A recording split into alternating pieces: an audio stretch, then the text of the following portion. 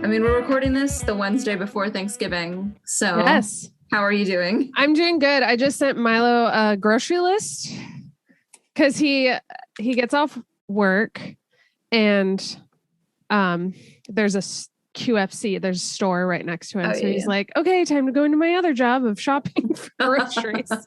So I sent him a list of stuff because tomorrow we're going to my family and I'm making like a dessert tonight and then a souffle tomorrow. And then the next day we're going to his sister's and we're cooking everything, which I'm excited about because I love cooking Thanksgiving. But when we celebrate it with my family, they like to cook it. So that's like nice to like be the one that's like, I'll cook it all. Like be the domestic queen that you are. Yeah. Once a year. Yeah. Because the other 364 nights a year, Milo either cooks for you or you order in. So yeah. Mm-hmm. Or I boil noodles and butter. Yep. So. Oh, okay. Butter noodles are still like a staple for me. Yeah. It's a legit meal. Yeah. And anyone who says otherwise can go. Anyone who says otherwise has clearly never been like poor before. Yeah. Exactly. It was that and then just like a bowl of rice and beans. If my mom had like Mexican rice on hand, that was when we were on the struggle bus. Those are the, I too enjoy cooking. I think it makes a difference that we don't cook normally. Well, I definitely cook more than you do, but like generally speaking, I don't like make like intense meals. Like I like the ritual aspect of just kind of like me and Taylin will sit down together. We plan it because we've got a small kitchen, but like the process that all of these foods take, it's actually, there's something quite comforting to it. Yes, I agree because to be fair, I do cook. It's just not as often. But when we went to London, all I ate was stir fry and spaghetti. Mm-hmm. That's all I ever made. Everything else I like grabbed frozen or takeout, but I ate that a lot. But then the pandemic, it just like, I wanted to make my own tikka masala. Like I wanted to like, plus you want the flavors. Mm-hmm. So like, go ahead. Well, like in London and like the UK, maybe I should just say outside of the US, those kind of like refrigerated or like frozen dinner things were almost always better than they are here. It is. I went to Trader Joe's and got a frozen tikka masala and it had like 3 pieces of chicken, like little cubes. And I'm like, what the fuck is this? This is that's bullshit. That's like because I would go now that's Trader Joe's, right? Yeah. I go to like the corner shop Sainsbury's, which is like their like everything store, and get like their little frozen like tikka masala bowl, and it's a meal. It's a meal. $2.50. $2.50. I spent like $6 on that thing. And I'm like, never again. It tasted okay, but I was like, well, that's the thing is like it tastes fine.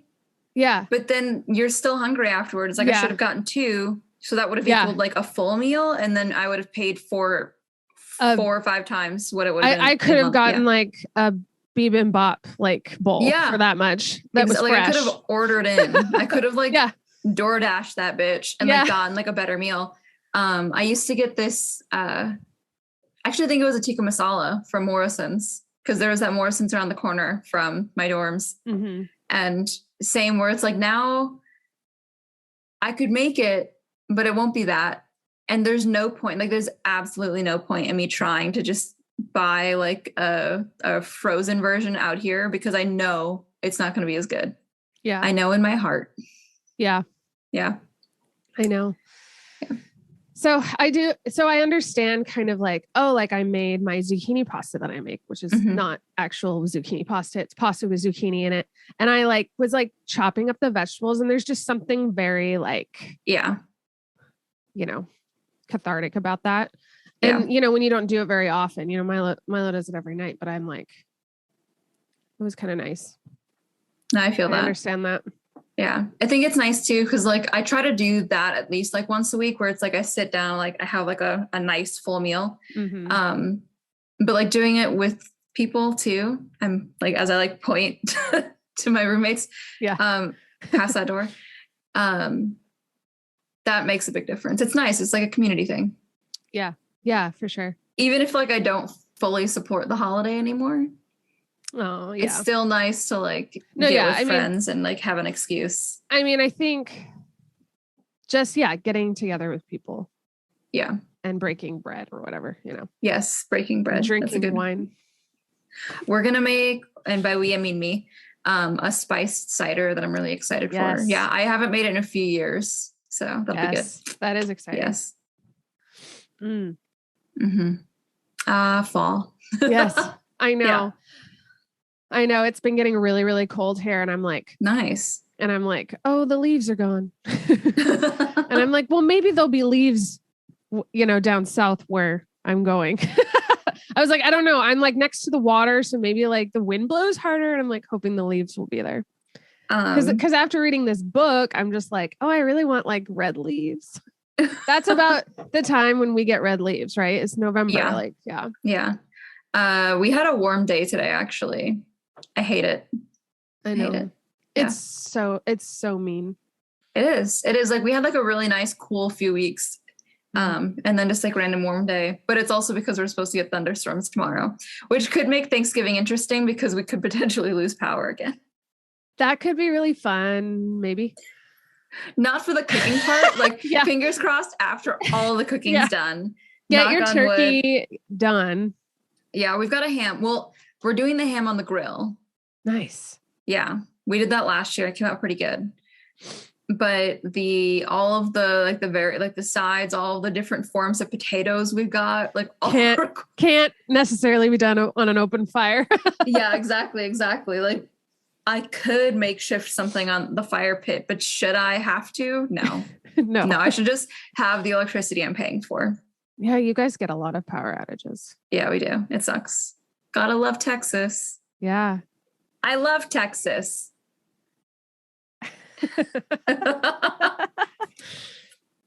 Okay, so do you want to jump into it? Okay.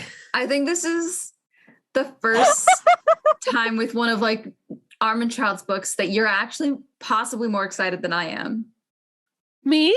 Yeah. Really? Oh yeah. I mean, like I'm really excited. That's very true because I'm pretty excited. Yeah. But I feel I think I'm a bit more muted than you are right now. I mean, I just finished it 30 minutes ago. Yeah. And I mean, I had like, 10 pages left. Yeah. And I was just kind of, because I wanted to like take my time with it. Jennifer, like Jen. She did it. My girl, she did it. She did it. It was amazing. I'm like, you don't even know her. Are you a little Twitter-pated? I'm a little Twitter-pated. I'm like trembling. I'm so excited.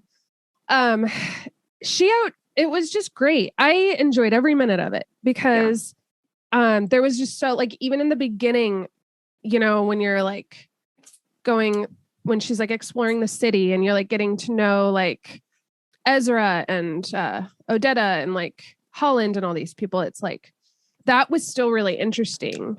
Mm-hmm. Even though the second half was even more exciting, like I was still like there. And so like, this is definitely like on my reread list. Like I would definitely because it was so fun. Like it was just really enjoyable. I think with this one, we had the benefit of like, we already were relatively familiar with the world. Like it doesn't seem like much has changed in the last several hundred years between Sarah and Poppy. Mm-hmm. And I would argue that some of that is like the class warfare that happens, especially like around Poppy's time. But like, we didn't have to go through a lot of the info dumping that you get with fantasy because we were, for the most part, familiar with it. Yeah. And it was almost like, cause that's kind of been like a critique of mine with like Armentrout in the past. Mm-hmm. Is like the conversations and us just kind of like having to hash it out all the time. But this one, it didn't feel like the Council of Elrond, Yes. Where we have to go back on like there was a little bit of it, but she like broke it up really well. And of course there's always something else going on during those conversations, mm-hmm. which keeps it like, interesting. And so, and you can tell that she's more comfortable, that we as like the readers know what's going on generally. Yes. Because that was one of my things. Because I do agree, like we do have a tendency with the Blood and Ash series of like constantly rehashing things. Mm-hmm. And part of me felt like it was because she wanted to make sure that we were like kind of getting the point. Yeah. Or that she was, I don't want to impose any kind of like assumptions about how she was feeling, but like it just felt like she was unsure of how, or like she lacked confidence in how well we were getting it. But total 180 with this book, A Shadow in the Ember. I feel like now that we finally said the title. Yeah. A Shadow in the Ember by Jennifer L. Armentrout. But I feel like in the past you had said this too, where like, oh shit, what was I gonna say? Sorry. No, you're good. With and then like I start thinking about it. Her info dumping with the fantasy stuff. It's okay. We'll come back to it. Yeah, it'll come up. Yeah. I do want to say though, because I think you haven't read other books by her, right? No. Okay, so because I have, and kind of now, and granted, okay, so she just recently had like the 10-year anniversary of becoming a published author, and she's published something like 60 books in those 10 years, which is absurd. Like that is insane to think about. And then reading what is now her like latest publication, the growth there is just insane. Because I had read one of the earlier books, which was the like Obsidian series. Either Lux or Obsidian. I can't remember which one's like the original, which one's the prequels, but the original ones. And they were still really good. Like I won't say that they weren't good. They were good. They're like, they were sci-fi kind of fantasy, YA, totally my jam in high school. But the growth of her as an author from then to now is just insane. Yeah. I still highly recommend those books, but like this has got to be some of her best work. Yeah. And that's what I was going to say is you've talked about that before, how like authors get better. And that's how I feel about this one. I was like, okay, things are coming home. It's coming home. Yeah. Yeah. I would almost argue that that's also because this was her first like high fantasy stuff, right?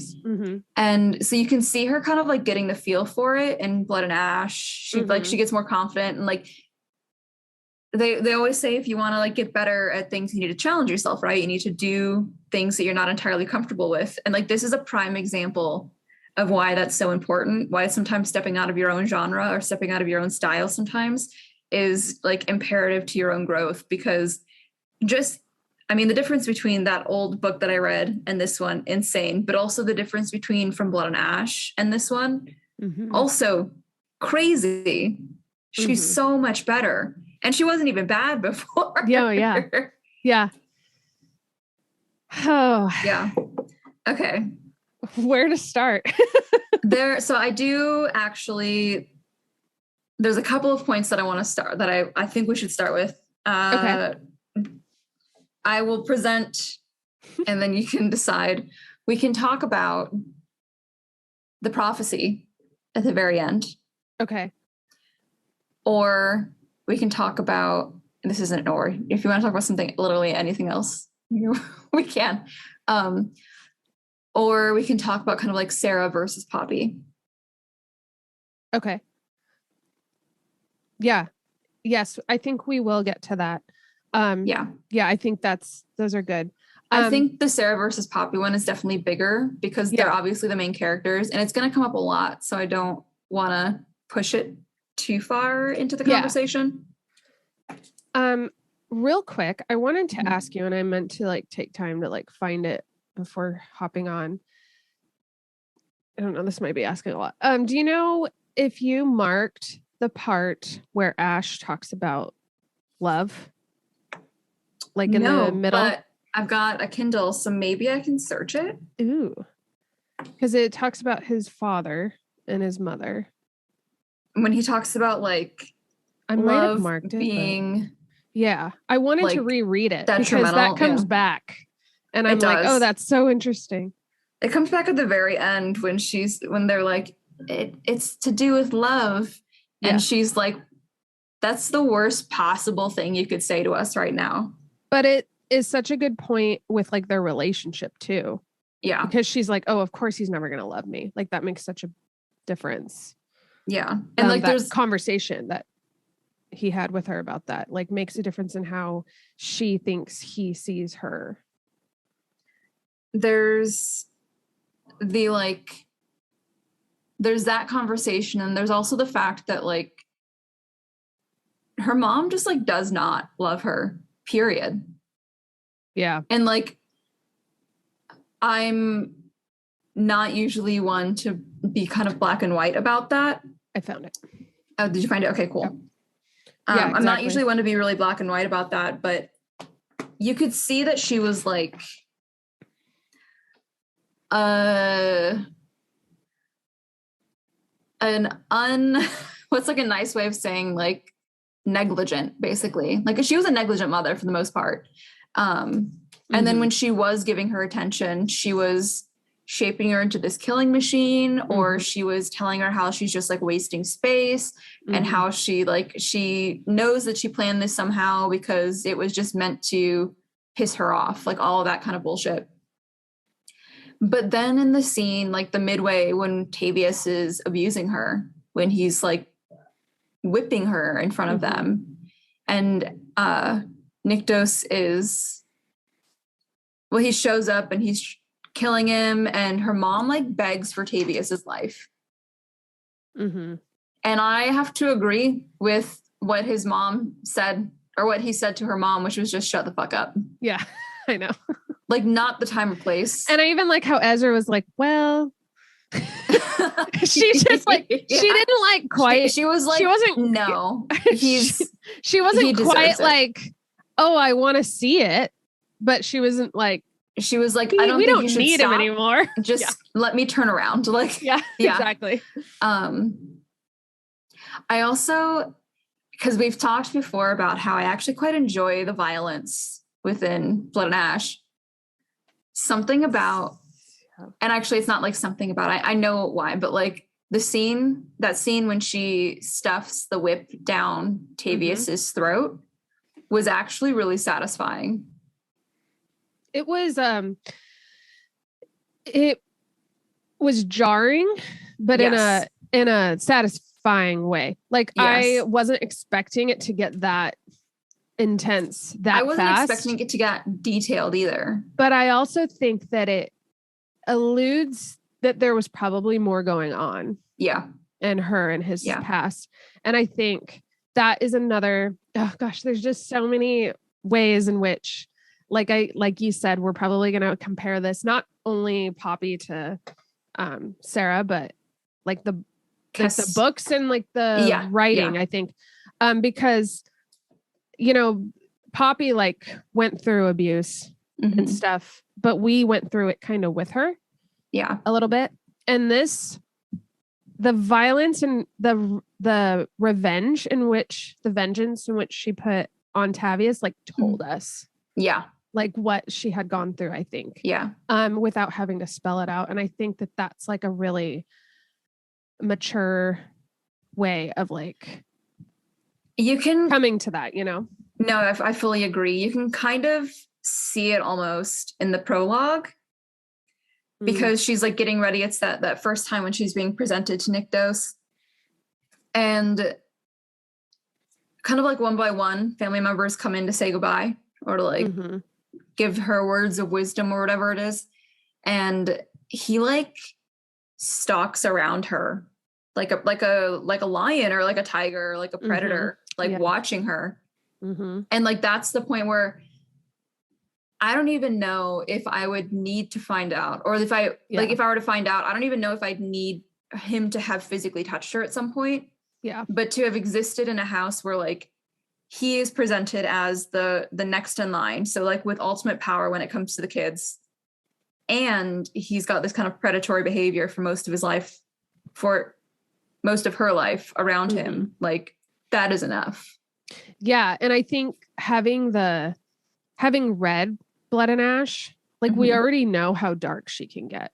Yeah. Like he's not just being, it's not a face. This is like probably darker than it. Yeah. Agreed. I did also like, I guess we're kind of just focusing on this scene. It's a turning point in the book.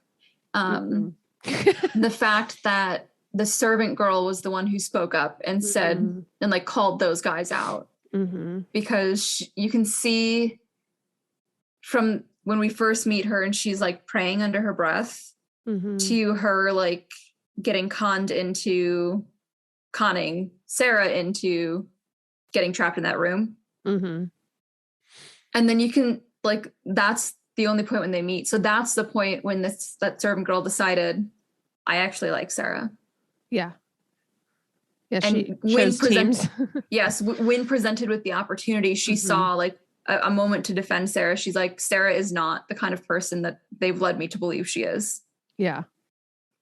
And then I'm sure seeing that act of violence out of Tavius made it very easy for her to decide what kind of person she'd prefer to support, which takes a lot from people, like from serving people. Yes. And when Nyktos arrives on the scene, it's kind of like easier too. Yeah. Because she has power behind her. Yeah. Otherwise, he's the future king. Exactly. What's he going to do to her family, Yeah. I think I just loved that for the most part, the people in the room stayed silent and it was her who like spoke directly to this god. Yes. Yeah. No, I love that. And she didn't, she sounded very like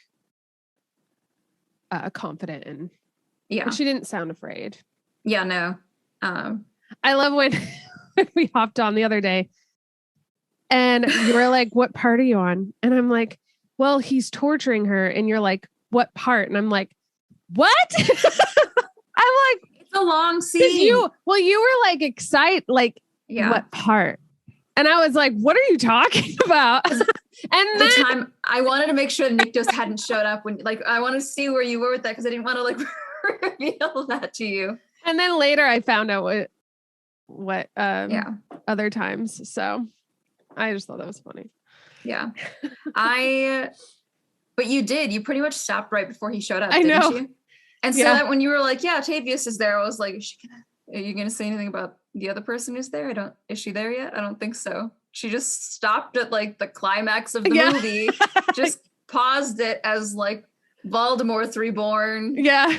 Right before Aragorn says for Frodo. Yeah, exactly. That's what you said.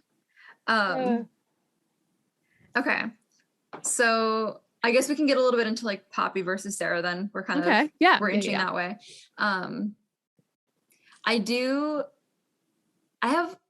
I have a hard time with this because Sarah was given like a better place to grow up. Oh yeah. Yes. Like not the castle itself, but the government, like the institutions in which she's existing are not quite as corrupted as Poppy's existing in. And I think that makes a huge difference in their growth. Yes. Yeah, I agree because Poppy's court, I guess you could say, is very much hiding something. And she is just kind of this pawn. And so they keep a really tight leash on her and they instill her with like a lot of fear from the beginning. Like even Victor is like fear and afraid. Confusion. Yeah. Like even Victor is afraid of her leaving with him to like go heal people or to go take their pain away. That, everyone she knows is afraid. So she's going to be even more afraid. Sarah, it's a lot more like they are openly giving her the tools to defend herself and fight because of like this purpose that she has. Yeah. And also to like woo, right? To like seduce. Yes. And so so there's not as much of the sexual like suppression. Yes. I like that you like kind of were emphasizing like the hiddenness, because for Poppy, it's that you're like you said, she's this pawn as part of a secret that we don't know of. Whereas Sarah is the secret. Yes. Holland has this line where he says, you're not the bait, you're the trap. Yes. I love that line. But that really sums up kind of, I think, the core difference between their experiences, because Sarah from the get-go knew what that purpose was, what the purpose of the secret was. Poppy's just kind of like, they just kind of like bureaucratically avoid ever answering her questions. Yeah. Which I'm sure is frustrating. Yeah. Quickly. Yes. I noticed too, and I don't know if this is just a Flesh and Fire, Blood and Ash thing, but there's definitely the similarities in that you're constantly learning something new that's never happened before. Yes. And everyone's like puzzling it together. Is this an Armentrout thing, or is this like a... I think it is a little bit of an Armentrout thing, but I think there's this kind of, and this goes to the prophecy. I think there's this element almost of like Poppy and Castile, like history repeating itself. Because there is a line when we learn the prophecy from none other than Poppy's namesake, the goddess Penelope, that I think it's Holland says something about like prophecies can have actually a lot of different meanings. Like a single line can mean many different things. And so we hear the prophecy, and of course, having read the first 3 in the Blood and Ash series, we're putting all those connections together, right? But then the same lines get put together in the book. So like Holland and Nyktos and Sarah are putting together like, oh, well, this is us, here's us. And so I think there is definitely like, you've kind of got these like parallel situations where there's very much like the same events happening. Yeah. They're experiencing very similar things. Yeah. Like, Blood and Ash, you're learning that she's been a god the whole time. Spoilers if you haven't read those. But this one you're learning, no, she's just immortal. And there's like a really interesting story about how she gets like, she's just become the primal of life, evidently. Yeah, she's just immortal who's been like stuffed with godly power. Yeah. I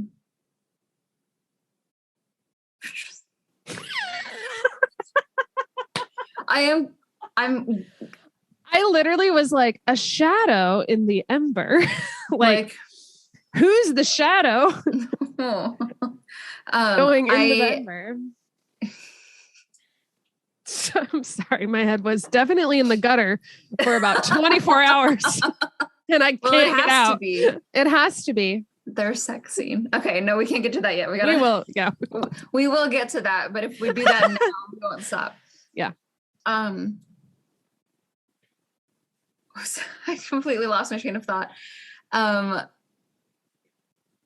We were talking about she becomes primal of life, and yes, it's interesting as like having read the other 3 now, because we left Crown of Gilded Bones with so many questions because they're like doing the research, they're trying to figure out what's going on too.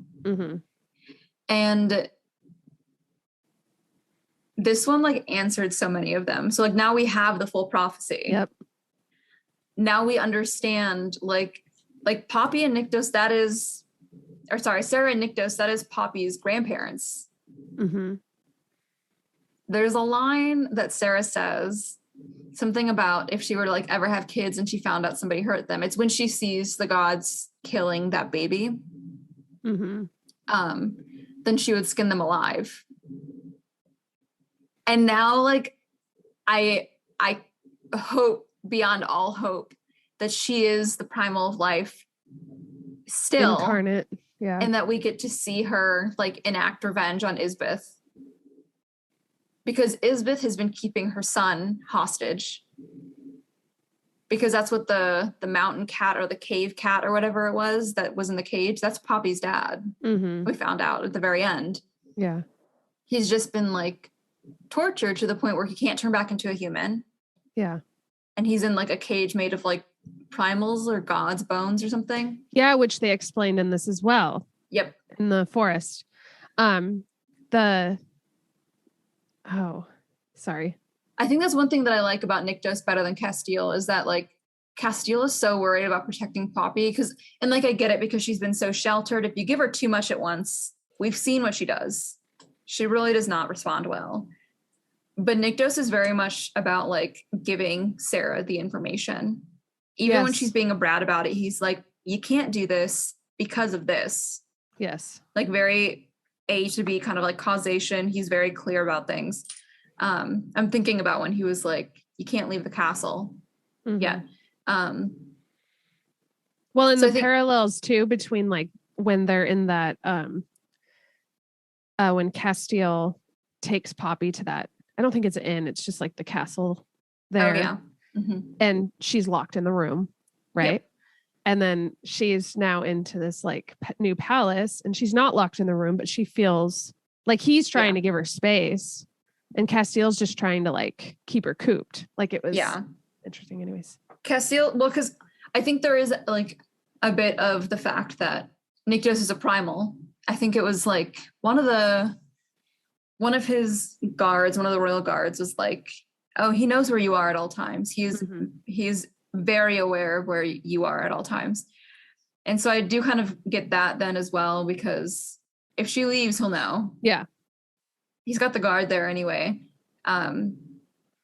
Whereas Castile, even though like, I think that was another thing that kind of threw me off too, is just until reading this book now, it's kind of been like Castile and then Poppy, like we're the most powerful people that you're experiencing. But then like Nyktos is like a whole new level. Yeah. Yeah. A whole like, yeah. And so like what I was about to say is basically Castile's too weak. Yeah. He does not know where she's at if she leaves that room, which means he cannot protect her. Yeah. But even then, like when she runs out into the forest, like, and it's like snowing. Yeah. And he like chases after her because he's like Atlantean and like way like stronger. Cause she's faster. She's still going like through the coaling and stuff. But like, yeah. And it's snowing. Like, what is she going to do?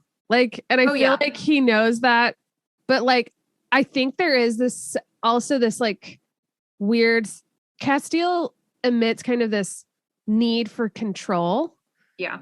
And not in like an abusive way. I mean, it kind of comes off as abusive, but like, I feel like we kind of understand why a little bit later. Yeah. But it's like, whereas Nyktos is just kind of like, we'll deal with it when it happens kind of thing. It's definitely we'll deal with it as it comes. This difference in personal power. Yes. Like Nyktos is the primal of death. He doesn't need to lock the door. Yeah. He will find out. Yeah. Yeah. Whereas Castile is still like, he has a really weird like relationship with power. Mm-hmm. And I do think that comes back to the way Isbeth abused him. Yes. On top of the like grief he's been holding for his brother, refusing to take the throne kind of stuff. But yeah, like I think she did a really good way of making it so that even though there are these very big differences, like you can't help but compare them. Yeah. It still doesn't really make one better than the other. Exactly. Yeah. Which I like. Yeah. Because I love Castile. I know you do. Yeah. And so now I like that I can still enjoy Nyktos without it being kind of like in spite of Castile, you know? No, yeah. Yeah, because they're two completely different people coming from two completely different places. Yeah. They're not going to react and do and be the same things. So I think they'd really like each other though. Yeah. Granddaddy Nyktos. Yeah. Who was one of them? One of his guards even called him Daddy Nyktos, not to his face. Yes. But yeah, which I loved that. I support that. I also like that she doesn't shy away from like little like dips of irony for us. Yeah. You know, where she's just like, oh, daddy. Like, we're like, she knows what we're thinking. Like, because we know he's like the grandfather. And yeah, it's like, but it also we're going to go there anyway. So there were like a few moments where she does that. I can't, like, I would just like kind of laugh to myself, you know, like, No, I know what you mean. Cause there was definitely a few points where I was like, that didn't feel quite what I would consider like time period. Yeah. If you could say that, but also like, I appreciated it. Yeah. Like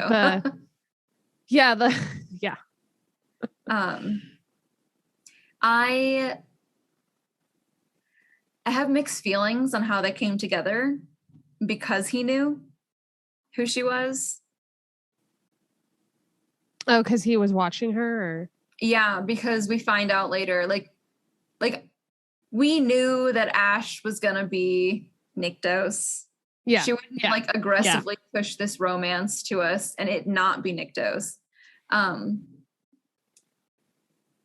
But then finding out later that like he knew it was her the entire time they were having these interactions was kind of like, I don't know how much of a fan I was of that. Like, I wouldn't say I hated it.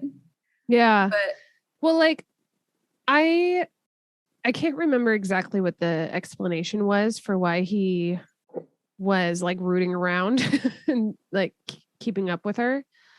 But I could imagine that he has a better, like you said, understanding of like personal power.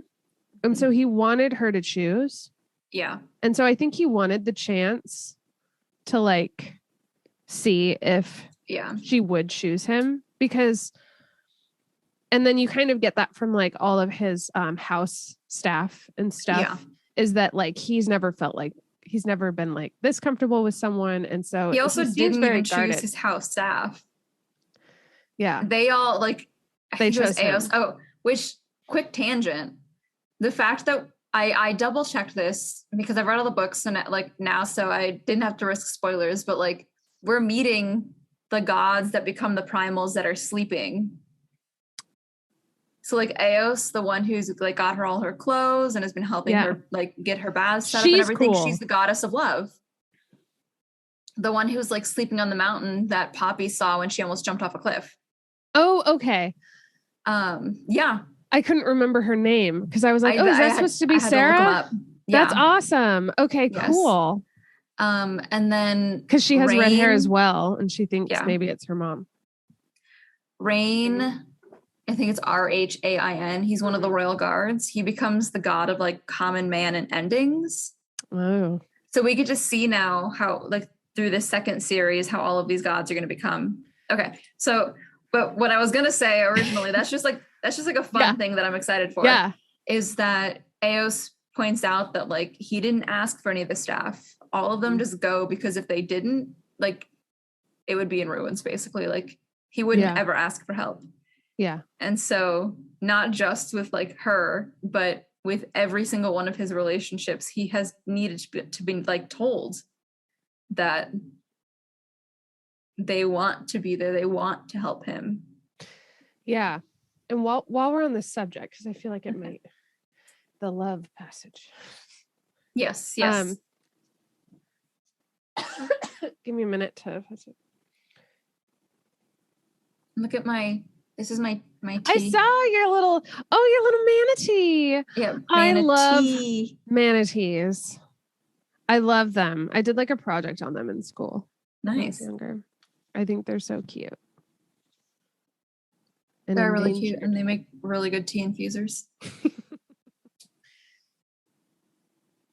Okay, so it's when they're in the library and they're looking at his parents' portraits, which his mom has the silver eyes. Yeah. Which I at the time thought was like, oh, that's where her silver comes from, Poppy's, right? Mm-hmm. But then I realized it's just ether and every god has it. Yeah. I thought I was making a cool connection. I was really glad that she emphasized this is what I was going to say earlier, that like having their embers of life does not mean she's related to them. Like, yeah, I know. They were like very clear. They were like, it is not. That is not what's no. Yeah, it's like it's something that they can recognize, but it's not. It's not actual like.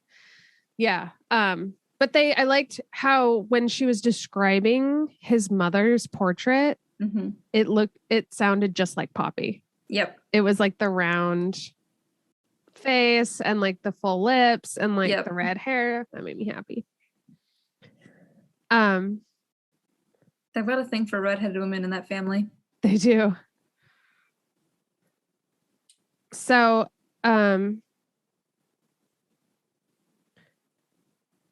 sorry. Give me a minute. No, you're good. He says, love is an unnecessary and dangerous risk. She goes, I think love is beautiful. And he goes, I know that. My mother died because she loved my father, struck dead while I was in her womb. This is why I am called the Blessed One. No one knows how I survived that kind of birth, he said, and pressure clamped down on my chest. Love caused their deaths long before either had taken their final breaths, before my father even met my mother. Love is a beautiful weapon, often wielded as a means to control another. It shouldn't be a weakness, but that is what it becomes, and those most innocent always pay for it. I've never seen anything good come from love. And she goes, you came from love. And do you believe I am something good? You have no knowledge of the things I've done, the things that are done to others because of me. My father loved my mother more than anything in these realms, more than he should have, and still he could not keep her safe. This is why I have these conditions, these rules, as you like to call them. It's not about me attempting to exert authority over you or control you. It's about trying to do what my father failed at. It's about making sure you do not meet the same fate as my mother. So there's that like kind of contrast between Castile need for control and Nyktos' like need for her to just understand that like these rules are here not to. I do think there's this element as well of like, I guess, let me reword that. I do think that in a way, Nyktos takes it a little too far. He gets a little too detached in his attempt to not seem controlling. And so it kind of feels like they're almost like him and Castile are kind of like at like different ends where they both kind of need to like figure out how to like teach each other and like meet in the middle. Because Nyktos could be a little bit more involved. Like that's part of the issue is that he thinks that if he keeps his distance and he's not technically controlling her, that like they won't fall in love, that she won't come to harm. Like he sees himself as the problem and he tries to keep his distance. Whereas Castile, regardless of how he feels about himself, is trying to protect at all costs. So like in a way, like Nyktos, I think sees himself as like distancing himself as protection, when in reality, like she's immortal in Elysium. She could really benefit from your involvement sometimes. Yeah, it is kind of interesting what kind of relationship he's hoping to have with her. You know, like I'm like, what's his plan? Yeah. Because right now he's finger fucking her and giving her like, everything and then peace. Yeah. And then he's like out for 3 days. He's like, but don't touch my dick. Like that's where love starts. Evidently. Because he also, you know, he also has a high regard for her as his consort. So it's like, so what does that look like? Like Lisa, like it's, you know, your queen, but genuinely, what does he anticipate this looking like then? Yeah. So we're just gonna like, so you're just gonna finger fuck me, and I'm just gonna be called your consort. I'm just gonna wait here for you to do it. Yeah. you know, like it'd be weirder. I mean, that's not a terrible deal, but no, it's not a terrible deal, but it's a rather confusing one. I almost think I was getting some strong parallels with Hades. Oh yeah, it felt very well. Because the place is called Hades, and it's got the city Lathe next to it, and he's the primal of death. But he is so self-deprecating, and I think he's punishing himself. Oh God, yeah. And so that makes sense, but that I am hoping in the next book we understand why. We got in that passage he says, "You don't know what I've done," and it's like we kind of get idea of what he does at the pillars and then deciding who dies and what to do. Well, and then we also found out there's got to be. I think there's more to that story. Sorry. No, it's fine. I couldn't speak. I said wrong words. There was a small interaction she had where we found out that Colas, his uncle, had kept him kidnapped for a while. Yeah. Yeah. And that was why he wouldn't drink blood. Yeah. So maybe we'll learn a little bit more about that. That was another situation where I was like, definite parallel to Castile, who was kept hostage by Isbeth and then forced to do unimaginable things. Yes. But yes. I'm just also catching myself because the words that came out of my mouth were just like all jumbled. Yeah. I just word searched a full vomit. Oh, it's okay. Yeah, so hopefully we can, when we start talking about like their relationship and stuff, full circle back to that, because God, this is one of my favorite like romance relationships because that's like what I read it for. This is another thing. This is, I think we talked about this. This is related, is the fact that it's the reverse of what's typical in romance novels, where she's the one with the experience and he's the one who's like, I've never debauched. Yeah. Literally opposite of Poppy and Castile. Yeah. Well, and I think we even had this conversation recently, and I don't remember if it was on an episode, so sorry if not. Oh no, it was, because it was when we were talking about like the Byron character, where like he has to have a virginal woman, but he can't actually touch her because then it'll debauch her. Right. And so that became like a huge thing for romance novels, is like, she's inexperienced and he's been around the block. Did you like my man voice? I did. It was booming. Thank you. I didn't think that would ever happen. And here we are. Be used to describe my voice. But this very like, it flipped that script. She talks about going to the brothel to relieve her tensions. Yeah. And then as I can't believe I get to say these words on this podcast, as they're getting it on at the lakeside, and she's fucking his hand. Like, it wasn't finger fucking, like she was straight up fucking his hand. He said something along the lines of like, I've never, we're not going to do that. I've never done that before. And she respects that boundary, which is like, cool. Like, consent is sexy. Consent is necessary. But also, like, it was brand new. Like, I think I spent maybe up until, I don't know if I actually fully believed it until they finally had sex. Believed what? That he was a virgin. Oh yeah. Yeah. Yeah. Me neither, because he doesn't confirm that. She just makes that speculation based on what he says. Yes. And then he's like, I've never done this before. And then I loved that she was like, I've never done this. I've never felt this before. Because he means I've never felt this before, as in like her vagina. Yeah. Around his a dick. vagina. Yeah. Yeah. A vagina. And she says it, but she means like intimacy and vulnerability and love. Yes. Yeah. It was so sweet. Yeah. Adorable. And then it got like really rough and sexy. Are we going head first right now? Are you thinking about when he was just like biting her neck and not biting down? Yeah. Yeah, because that's what I'm thinking about. Oh, yeah.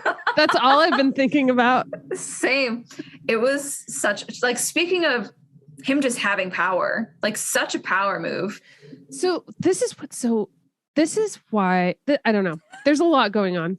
And I could write a whole essay on what's going on here because there's a lot, which is that so much. He is the kind of person that is, very respectful of personal power and keeping her informed, asking along the way, not being experienced, and then all of a sudden having like this.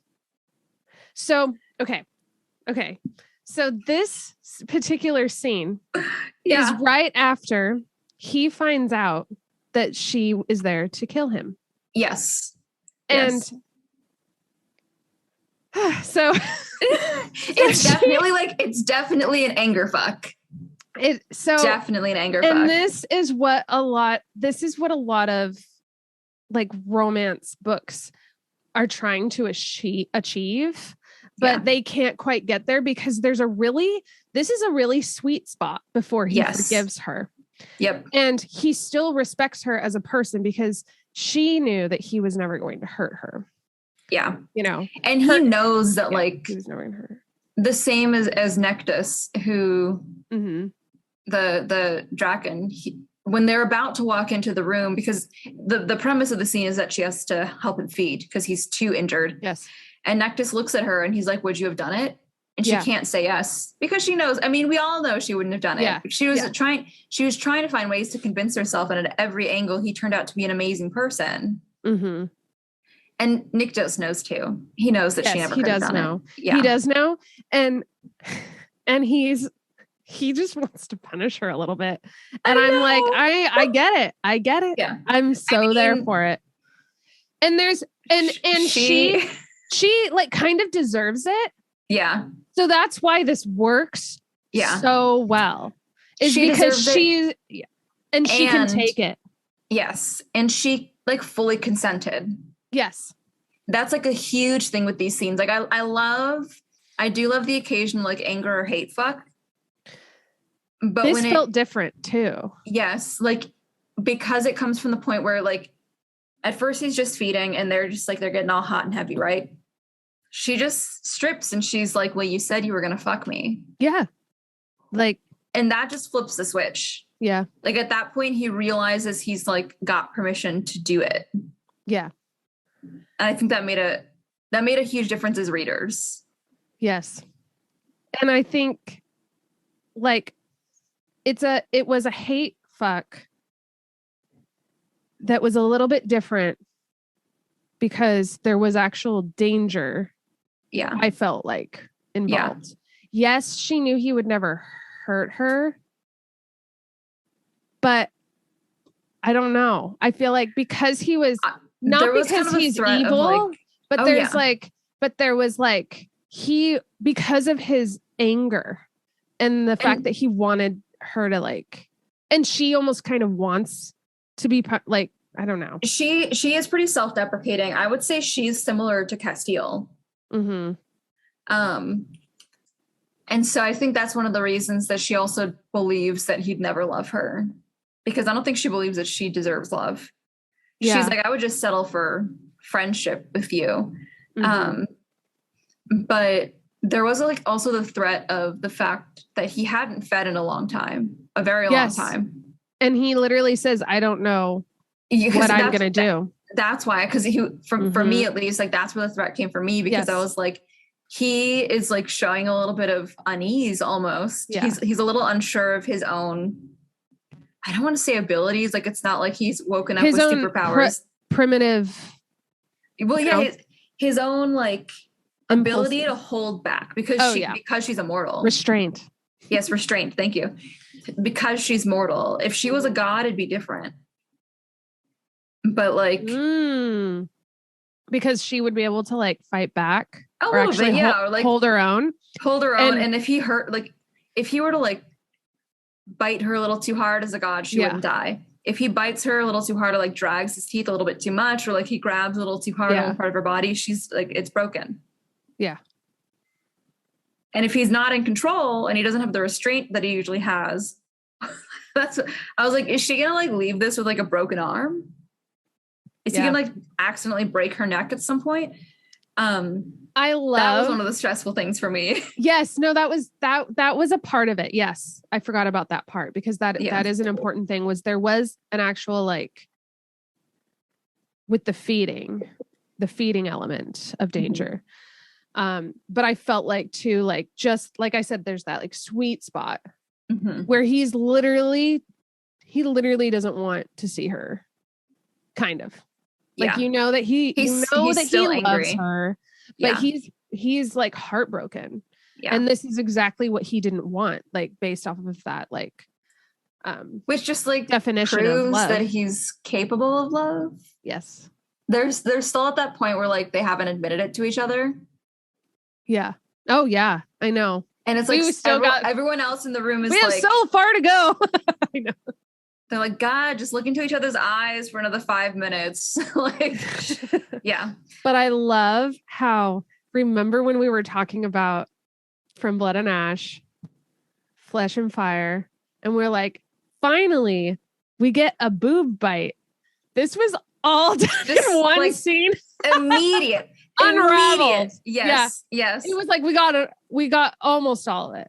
Yeah, like we started with like a little bit of making out and like some like boob stuff through the shirt in Blood and Ash, and then this one just goes like straight into hand fucking, like it's like immediate.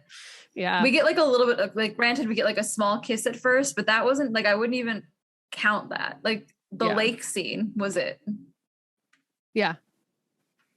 But I also just really loved that one in her chambers when he actually finishes and is. Oh yeah. That one was good because he was like, never doubt that my need for you is just talk. Yeah. And he stands up and it's just like, he's like, gotta go take a shower. He's like, I gotta but go change. I love that he's like, don't move. And then like, she's like kind of undid her.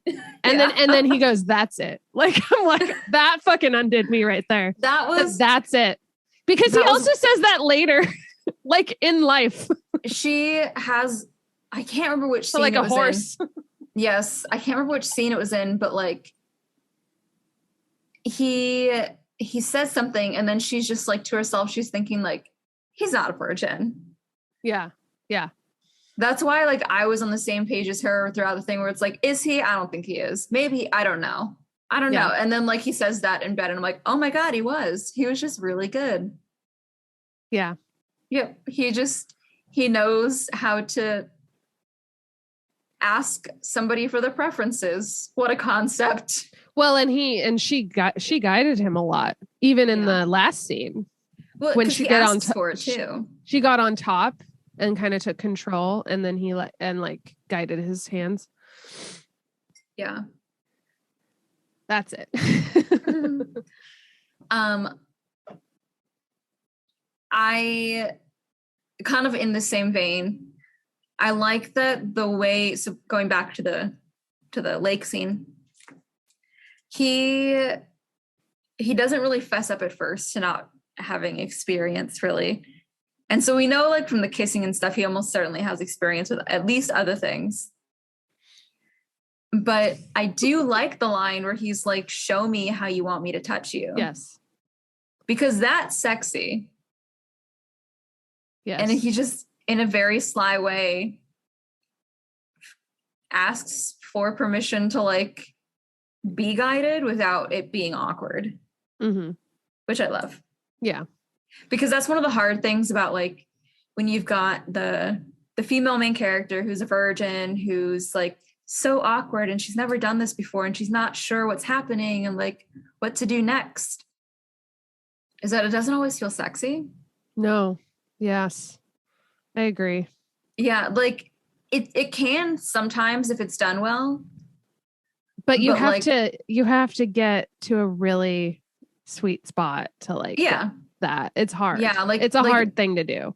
If it's too awkward, it's just not fun. Mm-hmm.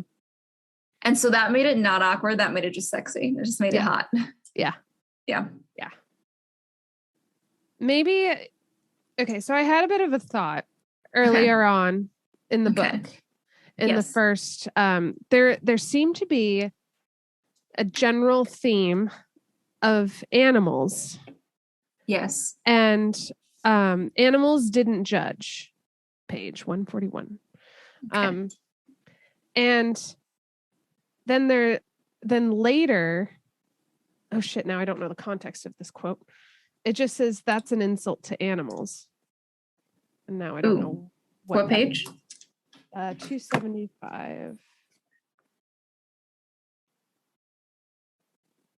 Oh, look, I bookmarked it.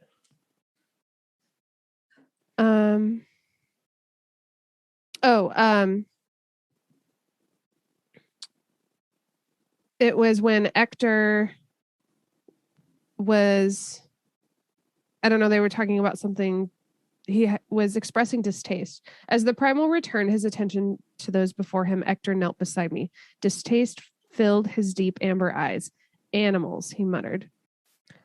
And then, that's an insult to animals, came another voice, and I looked up to see the god who had stood to the primal's left. So it's Ector and Scion. Mm-hmm. And they're just kind of, their banter's really fun. But I can't remember what they're referring to. I guess I could look a little bit more into it, but oh no, it was right after she put the thing in Tavius's mouth. Nice. The whip slipped from Tavius's hand, falling to the cracked marble tile. Okay, so this is before that. Sorry.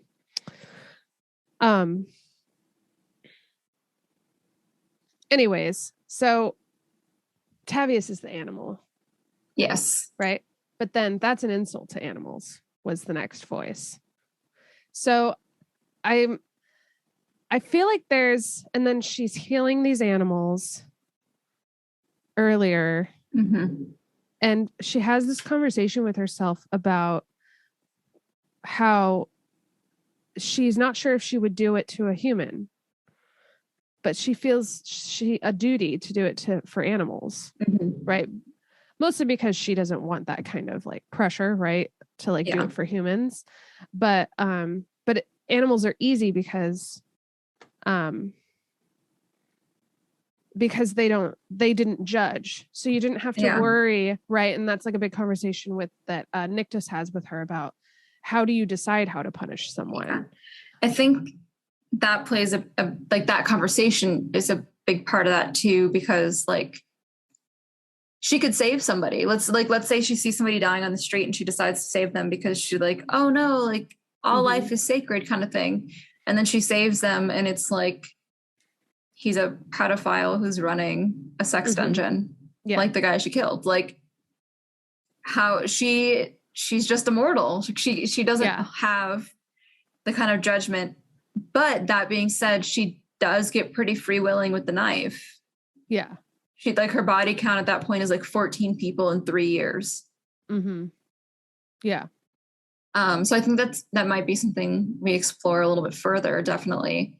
But I do think too, there's this kind of like ignoring the human element and just focusing on the animal importance here. Like any potential evil that an animal might do is simply by nature. Yeah, it's instinct. Yes. It's instinct. A lot of it is response to like stimuli, response to their own like primal needs.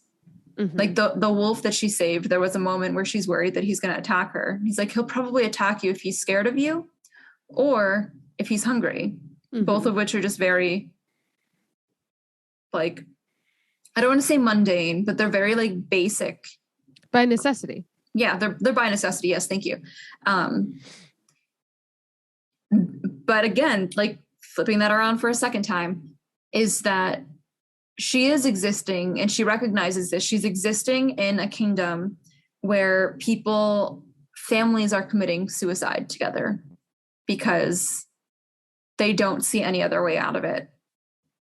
And so she is like we've mentioned before, is that like Poppy and her definitely live in different times. Poppy lives in a bit more drastically financially split time. But Sarah very aggressively recognizes the faults. She like hands-on, she sees the shit that these farmers are going through, dealing with the rot, and she sees the kind of like the stuff that goes down in that kind of like the poorer area of town, the way that they cope, the way that they've learned to deal with these kinds of things. Like those kinds of evil don't breed themselves out of nowhere. They're as a result of this kind of context. Yes. And so I'd be interested to see if that compassion eventually extends to the people. Yeah. In a grander way. I felt like it was very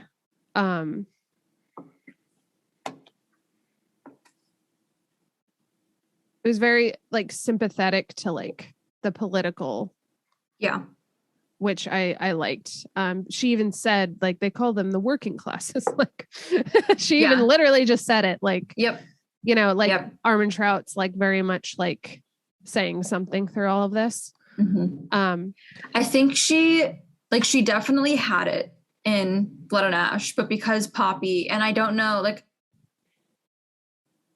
how much of it, like, I guess chicken and the egg. So like Poppy is blind to a lot of these things. And so we don't know them. And so they kind of become this like hidden second layer that you have to parse out through some of her interactions. Yes. And then through her like understanding as her world crumbles and she learns like the kind of truth, and then eventually the truth. And then what eventually we will find out will be like the truth.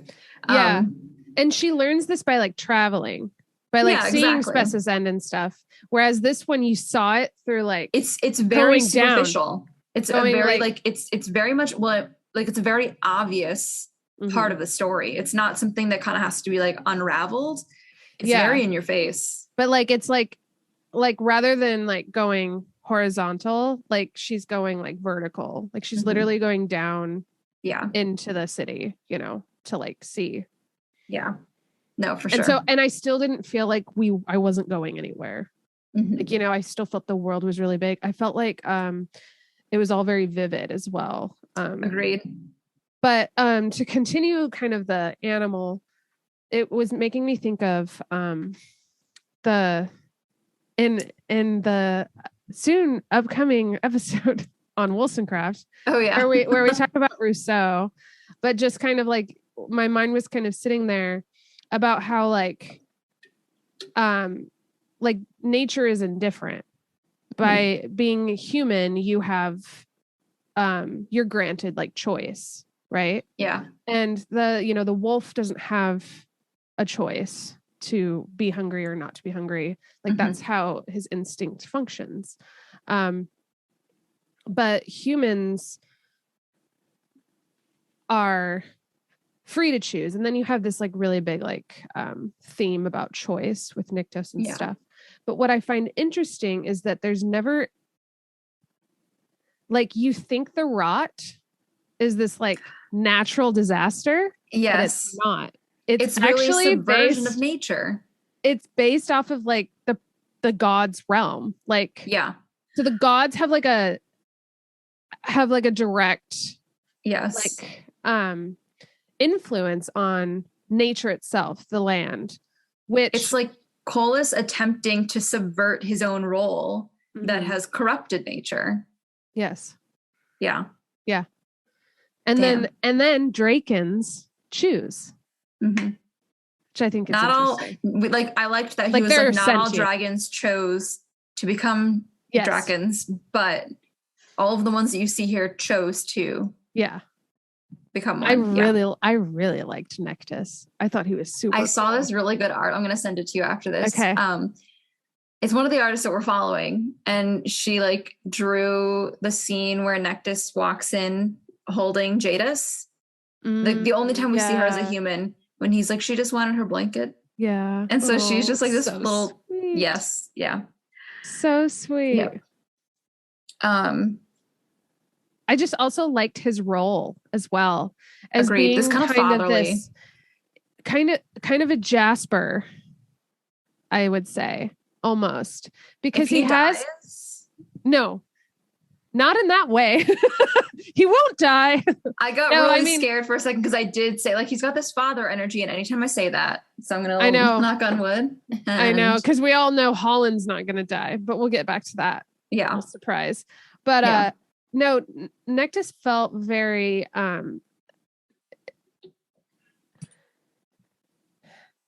he had these. He felt solid. He felt incredibly solid. Like it felt like he knew her more than she knew herself. Yes. In kind of a good way. And this is kind of what I like about it too, is that he is, and I mean, we don't really know that much about Drakens. Like if they are animalistic. I think that's fair to say, but they're also sentient. Like they have, there's this kind of this sense that like choice and legacy. Yeah. Dragons themselves were already fairly sentient. So like, that's true. We're coming from like, they've just been given a human form to occasionally embody. Yeah. And so you have this like balance of like he can smell. I love that part where he's like, I can smell like, what was it? Infection. And she's like, that's kind of gross. But then he's like, you smell like death. And then Nyktos was like, he's referring to me. And he's like, you also smell like, and he's like, enough. That's enough. Yeah. Like, because he's like, you smell like death. And she's like, that's rude. Yeah. And he's like, he means me. Yeah. Yeah. And then he's like, you also smell. He's like, that's it. That's done. I wish she would have let him finish. I know. I know. Because we know like Nyktos smells like lemons. He smells all citrusy and earthy. Like we've heard it a million times. Nyktos, yeah.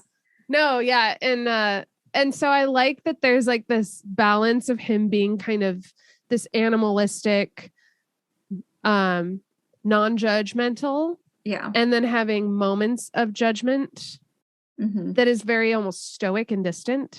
Like I almost feel like feel his age. Him and Nyktos are very similar. Like it really made me feel like their bond was a bit more of like the father-son, which I basically helped raise the kid. Yeah. Yeah, no, for sure. He like with Nyktos, you can feel his surety. Yeah. You know?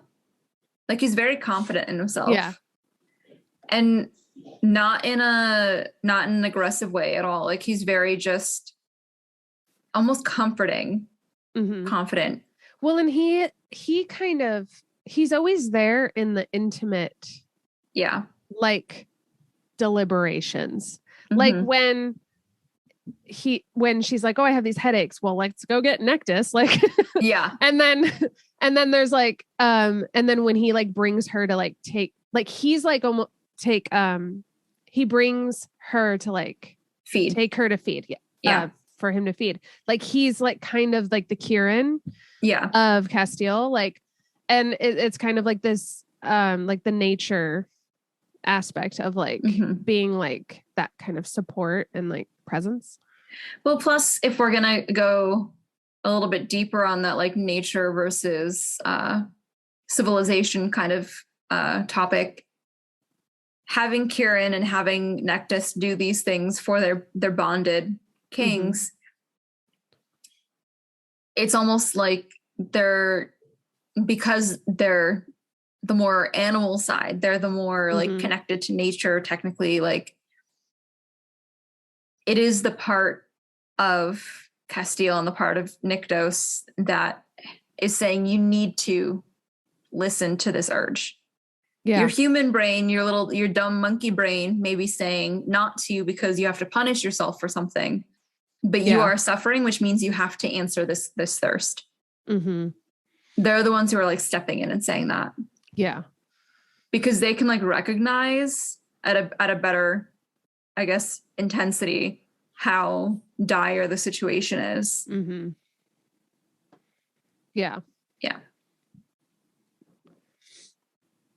I like that about them. Yeah, there was a really, really strong sense of like community.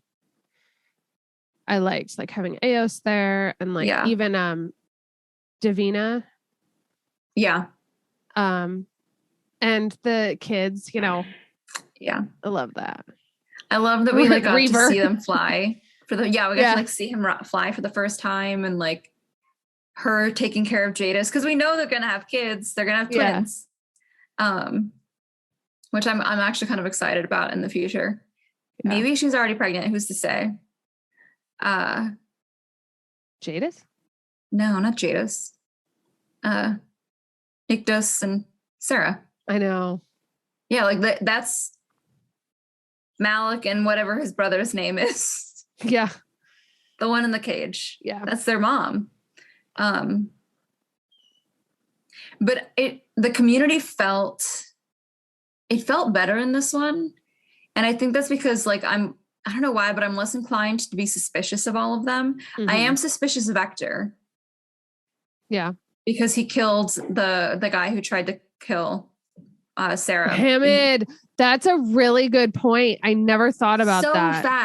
So fast. And he's just like, oops, I guess that's why I'm not king. Fuck, like, that's a good find. Because I was like, oh yeah, like that was like weird, but now that makes sense. That makes so much more sense. It felt like too easy of a thing just to be like, oh, well.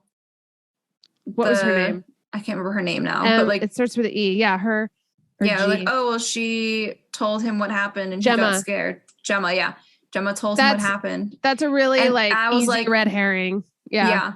Yeah. So I am definitely suspicious of Vector, but on the whole, I'm not suspicious of the people around him. Yeah. Like I'm not suspicious of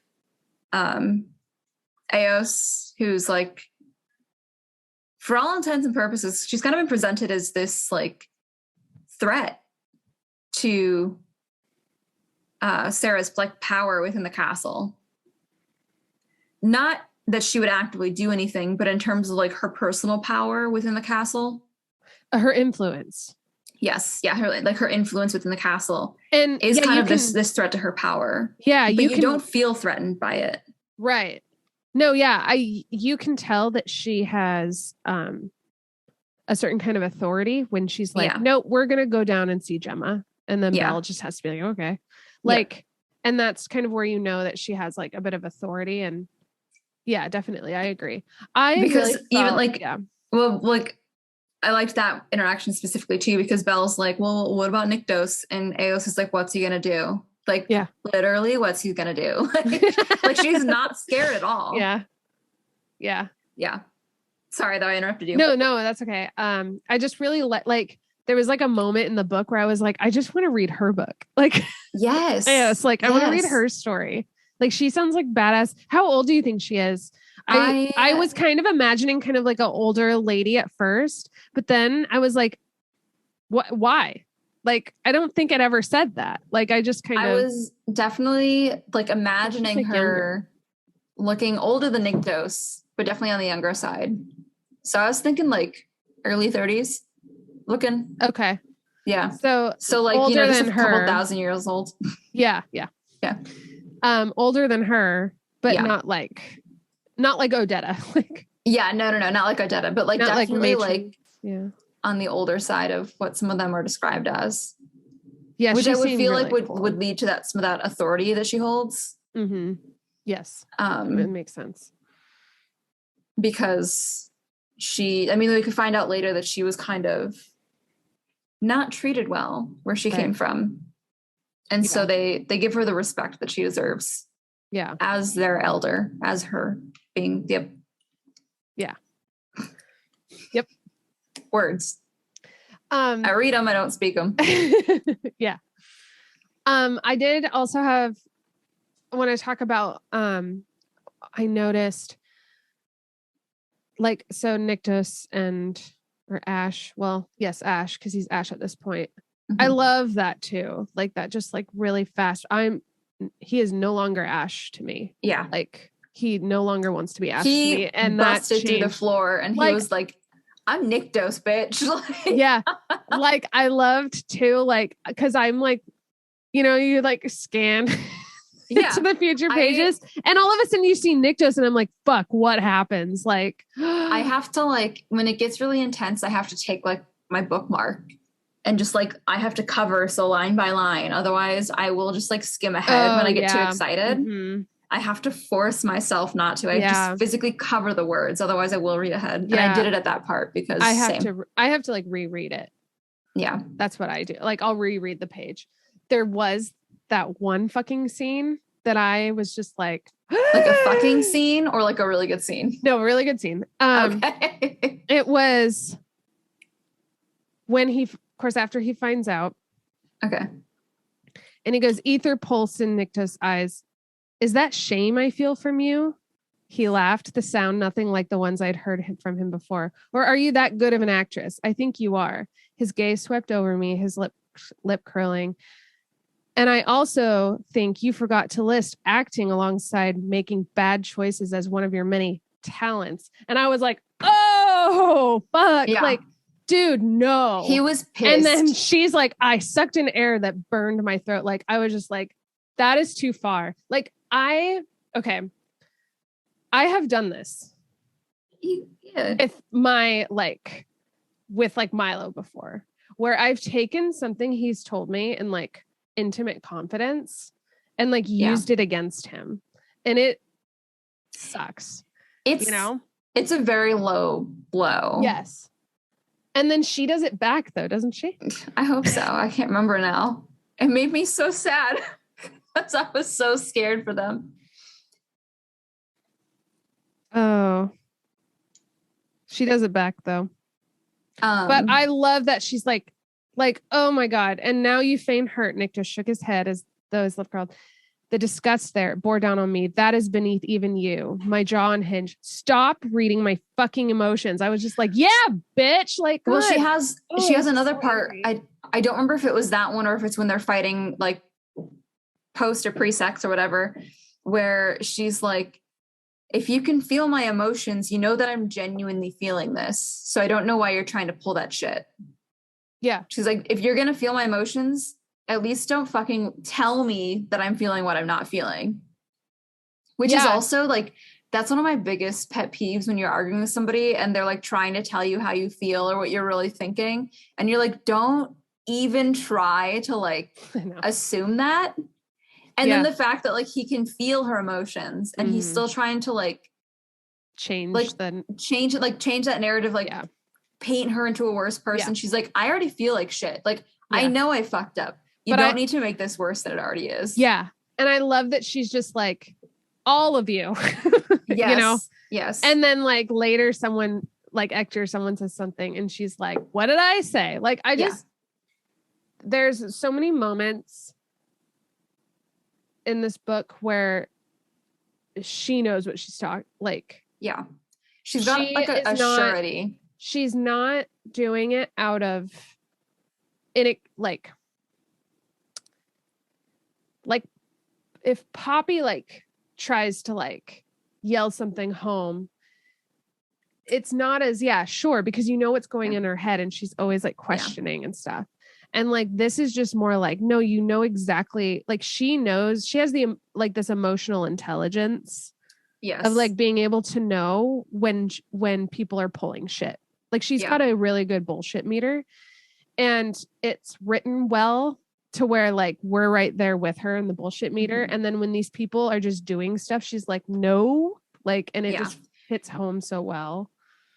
There's something so satisfying too about her like calling them out on it, because sometimes when you're in those situations you feel more like Poppy, where it's like, I don't know enough right now to say otherwise. Yeah, she's just silent a lot of the time, really. Yeah. And like the thing with Poppy, like it's one of those things where like, again, it's not her fault, is like she's been so sheltered, she does not have the like experience with people generally to know or to understand some of these things.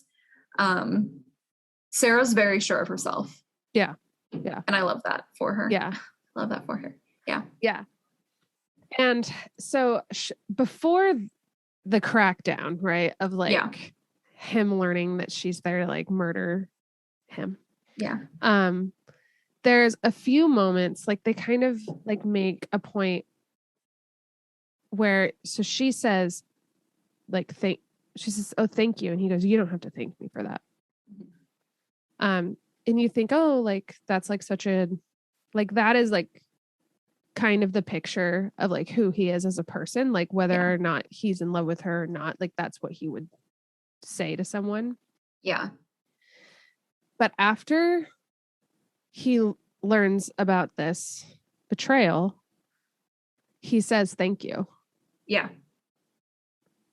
And they have this look like it's a definite shift where they've had this setback and now they have to like say those words in order to like she's breached his trust. And also then there's a point when she says, thank you. Yeah. Right. And then he takes it, you know, because you can tell, and they can tell they just aren't ready. They've still got feelings to work through, like justifiably they've got feelings to work through, both of them, but like they both know that they want to figure out how to do it. They want to figure out how to make it work. Yeah, exactly. And that's what I love about this is because they're at the end of the day, they're still together. They still have like this connection and they still have feelings. And I feel like now, even though they've had a setback, now they just require those words again. Yeah. Like we just have to take a few steps back and like navigate these waters a little bit. Like, they hit a dead end and now they've got to reverse a little bit and then get back on the main road. It's pretty much, well, because then there's when they're waiting in his office and he, I can't remember what exchange they had just had, but like they're about to leave to go see the Fates and they are alone for a second finally. Mm-hmm. And he just pulls her in for a kiss. Yes. And then they pull away and he's like, this changes nothing. And then like just walks out. It's like, it doesn't though, Nyktos. It changes everything. No, I know. I read that a little bit differently. Mm-hmm. Like I kind of saw him as like this, like more authoritative, maybe because I wanted. Oh no, I read it authoritative, but like, only because it's Nyktos. But in reality, like it is a very much like that kind of exchange after kissing. Then why are you doing it? Yeah, exactly. Why are you trying? He wants the change. Yeah. He wants it. He wants it. He does. Yeah. He really wants it. Yeah. And then I loved too in the last like conversations with like Penelope and like Holland, how like he's kind of like touching her, like that is a good thing to put in the last couple pages of the book for us then you to have hope. You can go out with hope. Exactly. Knowing that like, okay, the next book, what the next book will. So we find out that pretty much none of her lifelines went past like the age of 20, except for this one that they're currently existing in, which has like the faintest lines, which imply that she's about to go through the culling because of what he did, biting her and then like sticking his bloody thumb in her mouth. Just let that sink in for a second. Just savor that. Yes. But Holland also says that it, like, the only thing stronger than fate is love. And so it would have to be a primal who loves her to help her get through the culling. And both of them say, how could you do that to him? How could you do that to her? Mm-hmm. And I love that moment because for both of them, what they see immediately is that neither of them really thinks they're good enough for the other. Yeah. And that becomes like, that is the core issue more than like, because that is the trust that's been breached. Thinking that you're not good enough for this person and getting them and then being like, oh, they're going to treat me like shit anyway. It's like, no. Because you're both deserving of each other. Yes. You just refuse to see it. Yeah. And then he also has that line because they're like looking at the threads and Holland's like making them guess. He's like, do you know what's stronger than fate? And he's like, no, what is it? Where do we find it? Where can we get it? such a dumb response. I loved it. I know. He was definitely in his not lower, but just he was in problem solving mode. Yeah, he wasn't in cool suave mode at that point. Yeah, he wasn't quite in like, I don't know, like he wasn't in brain mode, like Nyktos mode. Yeah. Yeah. And he also like the conversation about love that you read earlier is he would never have viewed love as the solution. Yes. So, and that's what, right, we learn is that like really what is everyone kind of has their own definition of love. mm-hmm. And what that looks like and what it means to them. Oh my gosh. The big what I consider to be the bigger reveal, which was that she is Satoria. Yes. Like the fact that so this, because her name kept coming up and you're like, oh yeah, like when Holland was like, you remind me of this person, I was like, that's a really fucking weird thing to say, Holland. Like genuinely, like that wasn't one of my like, oh, interesting foreshadowing. That was just like, that was fucking weird. But that's like one of those things again where looking back at Tavius's scene where he's torturing her, we don't see what happened between them, really. We see what is like clearly predatory behavior between him and then an attack that was sexually driven but not sexually explicit. But knowing that she is now knowing that she's like the reincarnation of this mortal who was like scared to death by the sexual advances of a god brings in this kind of like whole new layer to her relationship with autonomy and her relationship with like her body and her agency over herself and everything. Because she's basically just like the reincarnation of this woman who was given no choice and who Nyktos' father, what was his name? Athos, who Athos like decided to protect because he recognized that her choice is taken from her like again and again and again. So yeah, I loved that twist, even though like I am still a little bit like, okay, Holland knew that she was. The way the conversation happened where he told her that she reminded him of her felt a little forced.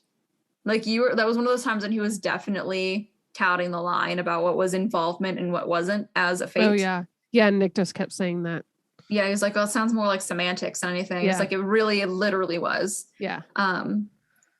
But it makes sense for her character for that to kind of be this unknown driving force for her.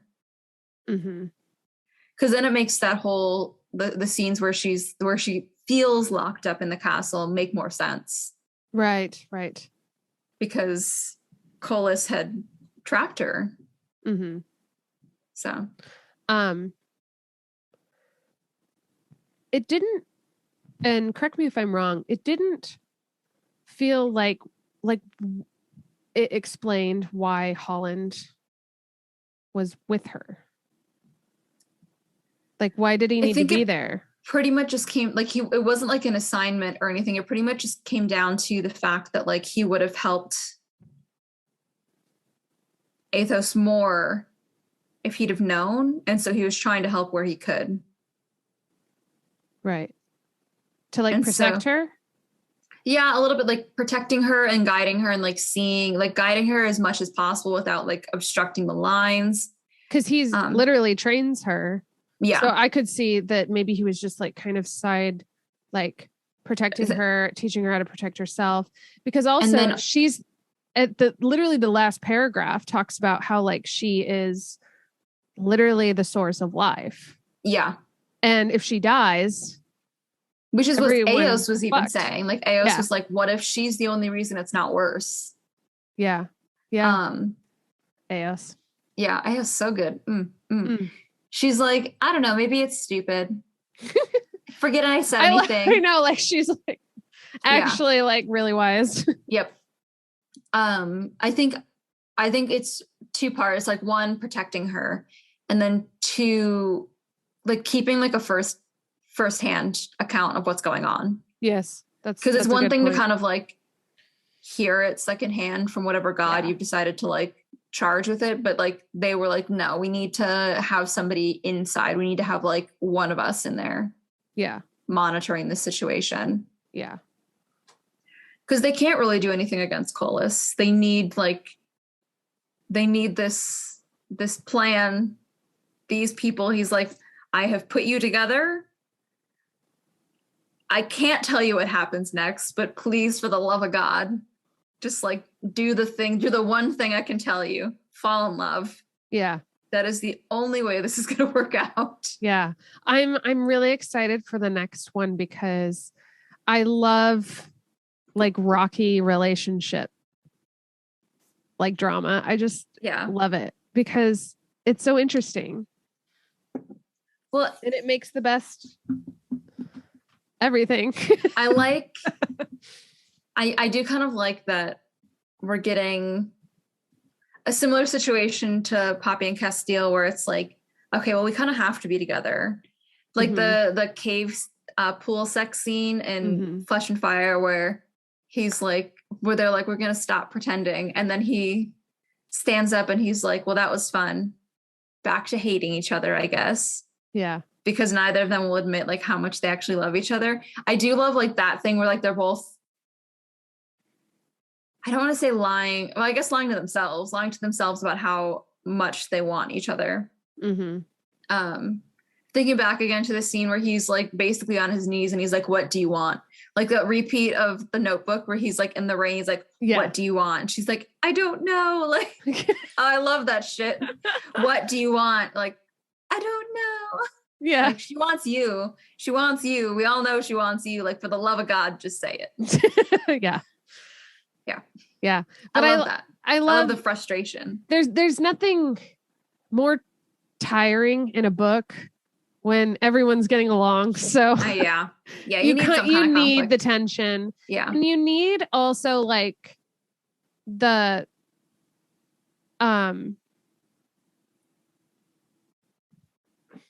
proclamations of love. Yes. You need like the proving of oneself. You need the hate sex. You need like all of the complicated stuff that comes with that. And like the backstory of like why he feels this way and like what is him being trapped for so long do to him and all of this. So one thing I am excited about, and I think maybe this is where some of that conflict might come from, and maybe it won't, I don't know, but like so far we're usually wrong. So. Yeah. But it's fun to guess. It is. She's the primal of life and he's the primal of death. One, she's 100% gonna like dethrone Colas, and that's gonna be the best retribution for her as Satoria to and just him. Well, yeah, but like this is the man who took that power to revoke like the afterlife she deserved. And now she does not get that afterlife. And now she gets to take that throne. Like, yes. But so she's going to be the primal of life and he's going to be the primal of death. And so I'm kind of hoping that does do something a little tensiony, not like between them, like job wise, but like professionally. not professionally, but personally. Because like, how do you, as the primal of life, engage with the primal of death then? Like their worlds are different. Quite literally, like he lives in Hades. And if she were to be the primal of life, she would have to go to her place. Like that would reset the natural order. Yeah, so. That's interesting. I wonder how location, because it do they have to be in a certain location, or is I'm saying these questions rhetorical? I mean, you can answer, but I'm saying a lot of questions. Okay. A list. So it's like, do the courts need to be in a certain? Are there courts? Like, is it just courts in the mortal realm that?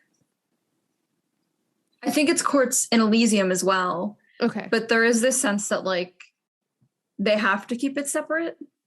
And maybe they don't. Maybe it's just the way that it's like they think about it now, in which case like it wouldn't be an issue. But like there is like a whole court like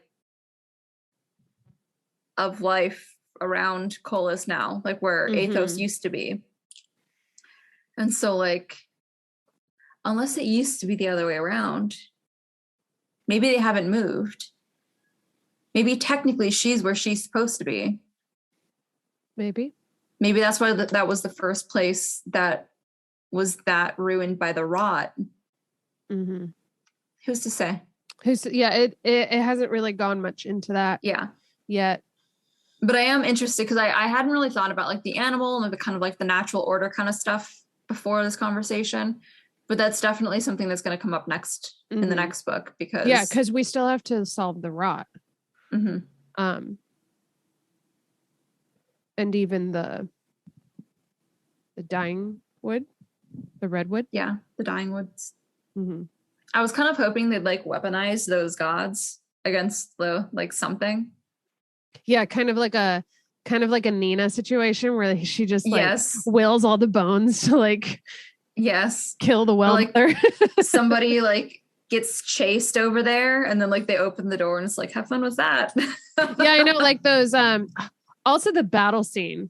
Oh, that was good. It was really good. Like I like it was very vivid and like I was like there 100% of the way the whole time, which is very difficult to do. But I just loved like the imagery she had of like Nyktos was like really impressive. And then also the battle between the Drakens. Yes. That was really intense. And maybe it's because I've watched Harry Potter and the Goblet of Fire too many times, but she describes like the ones that like latch on to the side of their eyes and like the way that like their claws like break the stones and like pieces breaking off because they're like swinging their tails. Like you can see all of like that. They're not. Yeah, exactly. And I didn't have a hard time knowing where I was, you know. And to like be fair, I mean, like she kept it simple because it was just all on the rise. Yeah, which I think is like a really. What were those things called? I don't remember. They were me gross neither. And creepy. Yeah, because she was like up close, you could actually see their face, and I was like, that's enough. Thank you. All done. No more description needed. Yeah. No, it was a really good battle scene, and you don't get to see her in action all that often. Because she just mostly goes out and like assassinates. Yeah. But she's actually pretty good with stuff. Yeah. Another reason I think Hector might not be good is because she saved him in battle. And I don't know why that is, but I feel like that happens sometimes in Armentrout, because I think that happened in Flesh and Fire during that big battle scene that ended with like the carriage sex. Because it was the kid who was next to her who eventually led her to her like murder, to her attempted murder. Oh, yes. Yes. The little wolf. Yeah. Because we find out later it wasn't actually him. It was somebody who could like take his face. Bennett. Yeah. But they had that interaction during the battle. And I feel like that happens sometimes with her. With Armentrout, like when she's writing. It makes sense that you would invest in a character for it to be taken away. Yep. For them to like break your heart. But so far, go ahead. Well, I was going to say, I was really worried that Ezra was going to die for that reason. I know. I was glad that she didn't. I'm so worried about her because of her importance to Sarah. But like, I was getting some serious Ansel vibes. God, serious don't Ansel say vibes. That. every book trope is going to be shadowed by Ansel. It's just going to be weird to know what that means. I was completely traumatized by Ansel's death. Yes. Ruined forever. Living on. Yeah. Me on my deathbed being like, oh, it's such an Ansel moment. But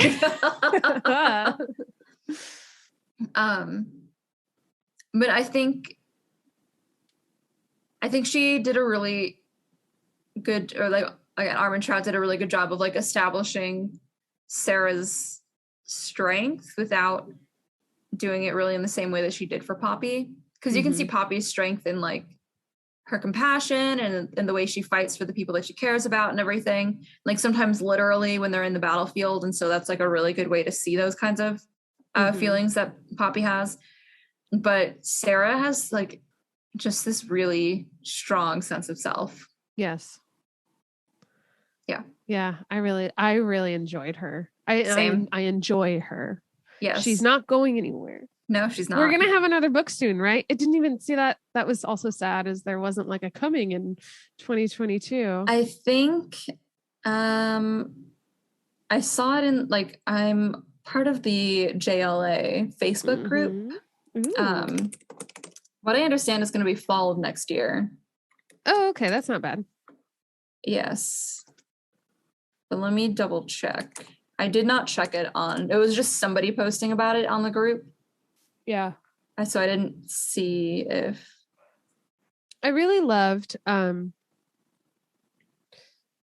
like the pacing of the book and how we actually really got to know. Okay, what's the ironically enough, what's the city called that we got to know? Lysania? Lysania, yes. It's either Lysania or Carcedonia. I could never figure out which one was the country and which one was the city they were in. I think Lysania was the one that they were like saving. Like that was what we were referring. Carcedonia was kind of like the. I think that might have been the city, and Lysania is their country. I don't know. Yeah, something. Well, the city. One of the two is one of the two. I feel like we got to know it really well. Like I'm really glad we spent half the book there. To like really instill what it is she was doing. Yeah. You really only because you can really see like just kind of getting dropped into the palace, and then like her like Armentrout kind of having to like reiterate to us all of the time why she's doing what she's doing because it doesn't make sense. But I really liked that we got to know like the politics. We got to know where she came from through Tavius. We got to know like Ezra and like her gift. Like I just feel like all of the scenes and the pacing were really well of like learning her gift, getting like I also love that we got to know Nyktos pretty early. In a much different context than like the Primal of Death. Like we just met him as a person. We got to see him just chuckling at her. Not in his element. Yeah. Exactly. And I just, No, I agree with that. Cause like when we're with Poppy, comparing again, but like when we're with Poppy, we really only get like the castle, the garden, and then for a little while, like the ballroom. Well, like the library. Because whenever she goes to other parts of town, she has to sneak in the shadows and she's like going through alleyways and like hidden doors and all this shit. But Sarah just like goes out and she's like, well, that is the merchant district. Over there are the docks. If you where there's like, she's like a tour where guide. These two guys are fucking on the deck. Like, yeah. And like, we get to hear specifically like about the kind of like flower covered walkway that leads to this very rich neighborhood and the way that like that also leads out to eventually you'll reach the brothel, which is in this part of town. And then you have like the other part of town where she has to go like kill Nor. Yes. Like, and there's like, it's you get, a bit more dingy. The sense of like how the town is laid out even because she speaks with so much like knowledge and authority. Like she's like, yep, this is the street that I go to do this every day. Like it's very, very familiar. But she was also, she was given a lot more freedom than Poppy again. Like Poppy was like kept on a very tight leash. Yes. Which makes her a dependent narrator. Like, you know that what she's saying is actually real. Whereas Poppy, like half of the shit she told you is no longer true. Yeah. Like halfway through the book. She believed it was. Yeah, exactly. Yeah. But it was not. Yeah. Which is a completely different like narrative altogether. But yeah. So I can't wait this long. I know. Why I wasn't able to verify, so I can't even tell you if it's actually coming out then. I guess we'll just have to suffer. We'll just have to suffer. Yeah. So all in all, what did you think? Well, like I said at the very beginning, is I think this is definitely probably her best book. Definitely probably her best book. Very well written. I loved Sarah. I don't think I've liked any of her main characters quite as much as I loved Sarah. There was a level of cynicism to her that I really appreciated. Like this earned cynicism, because sometimes Poppy can be, but it's like you haven't seen shit. You don't know. You haven't like suffered in the real world. Well, and I remember we kind of had a hard time with Poppy sometimes. Like she was just kind of frustrating. And like again, like I get that so much of it comes back to the fact that she was so sheltered. Like I won't look past that, you know what I mean? But it's still so frustrating to read sometimes. But yes, Sarah was like definitely a breath of fresh air in that sense. And then also that I just really hope that it actually comes out, that the sequel comes out in fall of next year, and that I have not been lied to. Because I need to know. Or you will demand. Yeah, justice. Otherwise I will demand that she just show me whatever she's got. Yeah. So, I think because you had like you mentioned the way he's kind of like touching her, low-key kind of like consoling her in that last scene, and we needed that to give us hope. That's the only reason that I'm not like dying for the next book, is because like they're so obviously in love with each other. Like I'm not worried at all. Yeah, I'm very excited for whatever happens next. Yeah, like the twist wasn't really their relationship, like it was, but it was their, like you said, their relationship professionally. Like, she's the primal of life. Like that was the twist. Like the twist wasn't whether they actually love each other, even though that was part of it. Like, okay, but you have to fall in love in order for her like not to die. And they're like, so it was almost like, okay, like, how to seal someone's fate. Yeah. Tell them that they have to tell two people who are falling in love to fall in love with each other. Okay. Yes. Well, and I'm on the fence about, I guess I shouldn't say on the fence about it, but like, I'm a little curious as to why Holland did that, because he's been so much about like, I can't intervene too much, like the semantics of all of it, you know? And it's almost like a surefire way to make sure people don't fall in love, to be like, oh, you have to fall in love.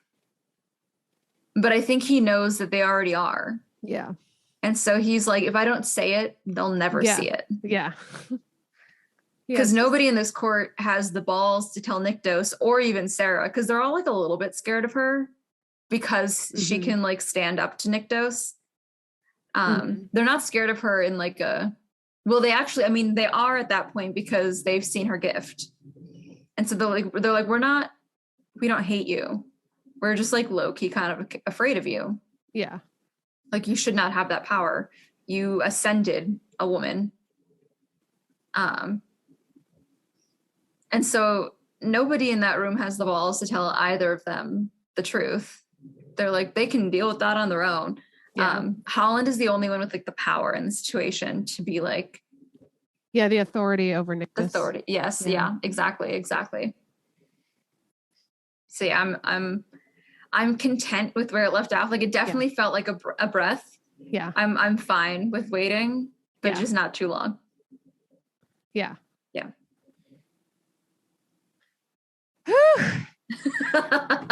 It was a big book. It was a big book. It was a lot. I feel better actually talking about it.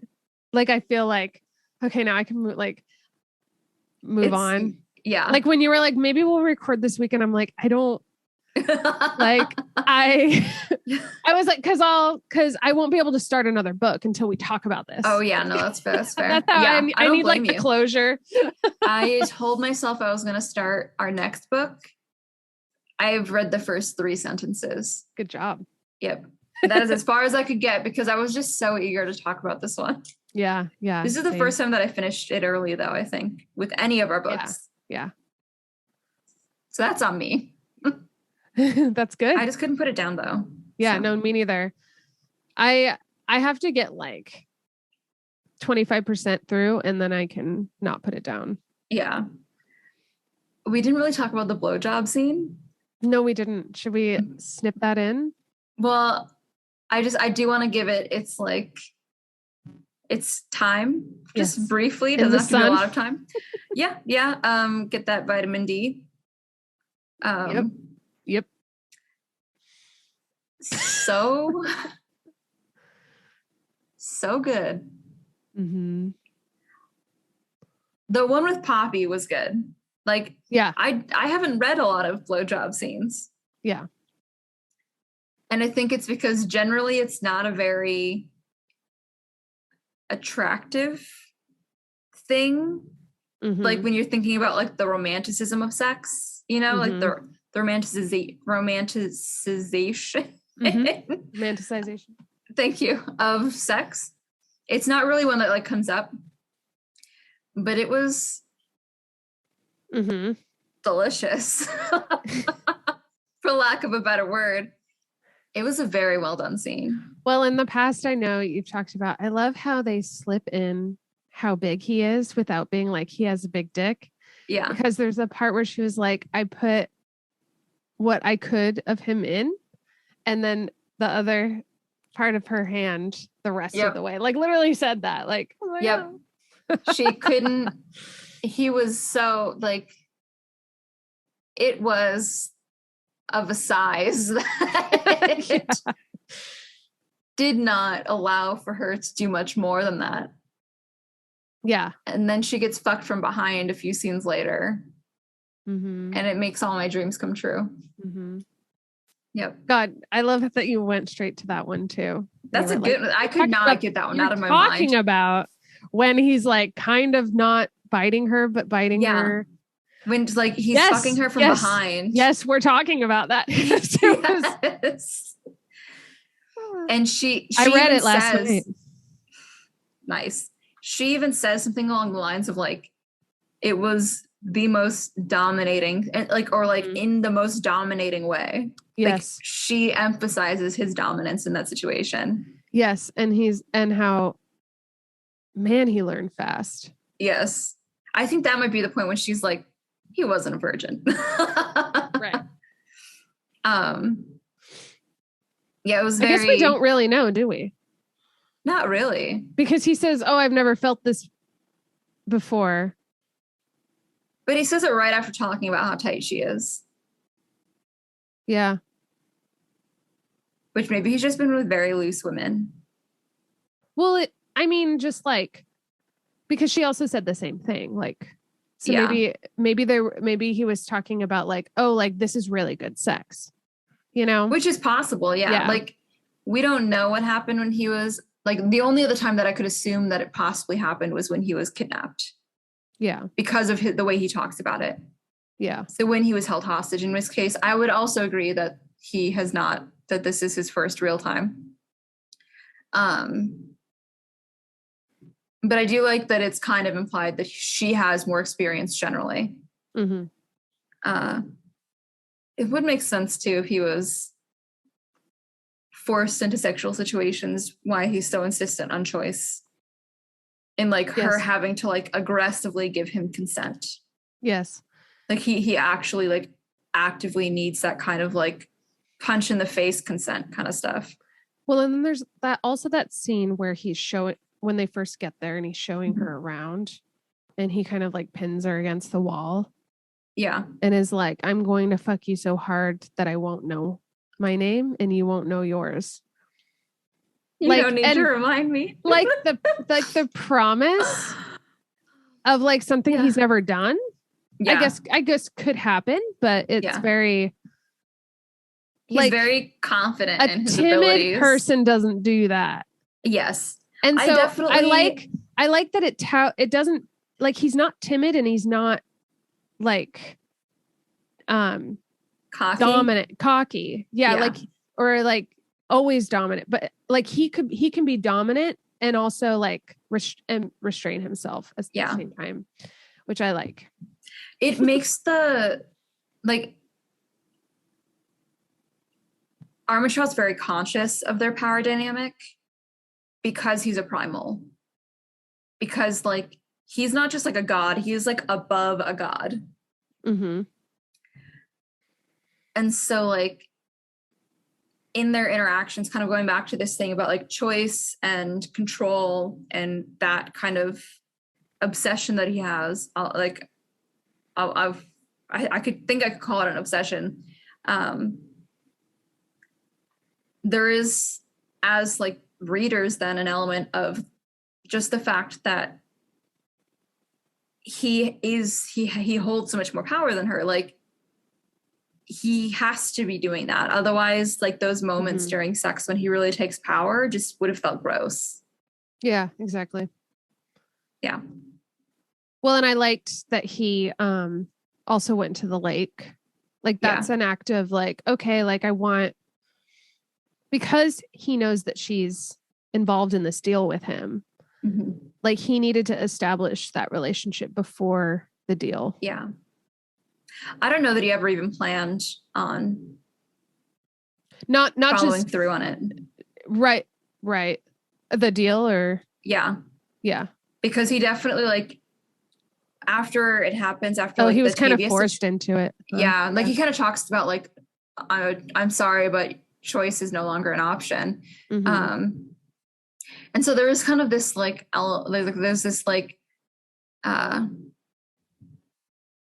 this feeling that he didn't really want to, but like in spite of himself, he just kept feeling drawn to her. Mm-hmm. Yeah.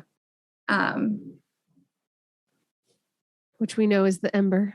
Yes, we know is the Ember, which I feel kind of again conflicted about because not because of like a sense of incest, but because it feels more romantic if there isn't an Ember and he was just drawn to her because she's beautiful and amazing. Yeah. And so it felt like that was kind of soiled. So maybe that'll get revoked or retracted somehow. Well, and I liked the internal dialogue she was having towards the end where she was like, oh, like, you know, he'll never love me, right? He'll never, he just wants me because of this Ember. Yeah. So it kind of does like point to that a little bit in terms of her own like insecurities around the relationship.